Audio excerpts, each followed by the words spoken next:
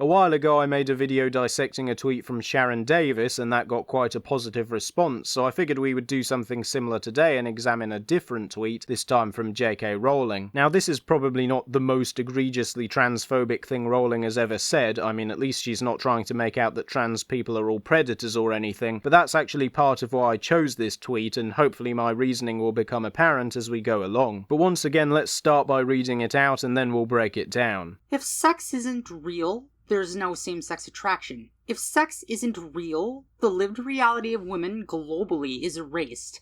I know and love trans people, but erasing the concept of sex removes the ability of many to meaningfully discuss their lives. It isn't hate to speak the truth. Now, there are a lot of people to this day who still claim that JK Rowling is not only not transphobic, but that she is actually supportive of trans rights, despite the fact that she hangs out with and endorses multiple people who say things like being trans is a fetish and trans people are a huge problem to a sane world, and continually dog whistles their arguments. But I believe this tweet and others like it that she made around the time she first started using her platform to talk about trans people is a large part of the reason for that. Because at first glance it all sounds quite reasonable, right? There's nothing openly bigoted. You might be thinking, what's the problem here? She's just making a valid point. What are those trans people so angry about? Well, here's the problem. Anyone who actually does know and love trans people, as Rowling claims to, will know that trans people do not believe sex isn't real. And once you do know that, you realise that everything that follows on from that first sentence is built on a false straw man hypothesis. If sex isn't real, the lived reality of women is erased. But trans people don't think that, though. Erasing the concept of sex removes the ability for people to meaningfully discuss their lives. But trans people aren't doing that, though. It's not hate to speak the truth. No, it isn't, and no trans person ever got mad at anyone just for thinking sex is real because trans people agree with that statement. See, once you construct or imply a straw man argument, basically anything then becomes possible. And this is what the majority of JK Rowling's rhetoric consists of: deceptive and misleading statements rather than ever outright saying that she hates trans people. It's a very slimy, underhanded tactic which allows her to inflict the maximum amount of harm while still having credibility with mainstream media and the like. And sadly, it works. But before we go any further, I want to break this tweet down a bit more, particularly the statement about there being no same-sex attraction, because that phrase same-sex attraction gets misused a lot by gender-critical folks when it's really just a case of outdated language. It's like how we now use phrases like people who menstruate or AFAB instead of just saying women, and transphobes will of course try to claim that is erasing the existence of women when it's not. It's just a way of making language more inclusive because not all women do menstruate. In fact, I believe not even all cisgender women have periods or are able to give birth, and equally not everyone who does experience menstruation is a woman, so it's just about acknowledging that fact. Similarly, whether JK Rowling likes it or not, physical attraction is based on a lot more than what genitalia someone may or may not have, and if someone is attracted to others of the same gender, regardless of whether they are cis or trans, their identity is valid. So when transphobes use the phrase same-sex attraction in a deliberately exclusionary way, what they are doing is erasing the existence of LGBT people, which I've always found kind of ironic given that transphobes like to talk about transing away the gay. Anyway, going back to my point earlier, I've heard people say words to the effect that trans people make up less than 1% of the population, so it doesn't make any sense that there can be so much hate directed to such a small minority. While I can definitely sympathise with the frustration, the sad thing is that paradoxically transgender people being such a small minority is probably part of the reason why there is so much fear-mongering. Moral panics don't really work unless they are directed at minorities, because if you are surrounded by members of that group and they are your friends, family and loved ones, then it becomes a lot harder for misinformation to spread. But the reality is there are many people out there who don't have trans people in their lives. They may never have even met a trans person, and so their first impression of what a trans person is may be reading a tweet like this one from JK Rowling, implying that trans people are all delusional and think that sex isn't real. And of course, once you already believe that as a starting point, the idea by extension that trans people are dangerous and predatory and indoctrinating children and should be kept out of women's spaces, etc., doesn't sound quite so unreasonable. Basically, this is why it is so important that transgender people, or indeed members of any minority group, get to have have the loudest voice in conversations about themselves. And I want to emphasise that it's the media who are really to blame for this. Organisations like the BBC, who I've talked about before, and the newspapers who, instead of, interviewing trans people on matters concerning trans people, will choose to platform celebrities like Rowling and conservative commentators or any number of people whose voices are irrelevant to the conversation and should not matter. Misinformation is the most powerful tool that bigots have in their armoury, and all we can really do is try to signal boost the voices of marginalised groups wherever possible. I'll put a link to a few videos by trans creators in the description, which I'd recommend you share if you know anyone out there who is still in good faith defending Rowling or really believes she is standing up for women's rights. Maybe also let them know that Rowling has endorsed people like Matt Walsh, who is openly anti-abortion, and let me know if you'd like to see more videos like this in the future. This is Midnight Chimes, still waiting for the last train home.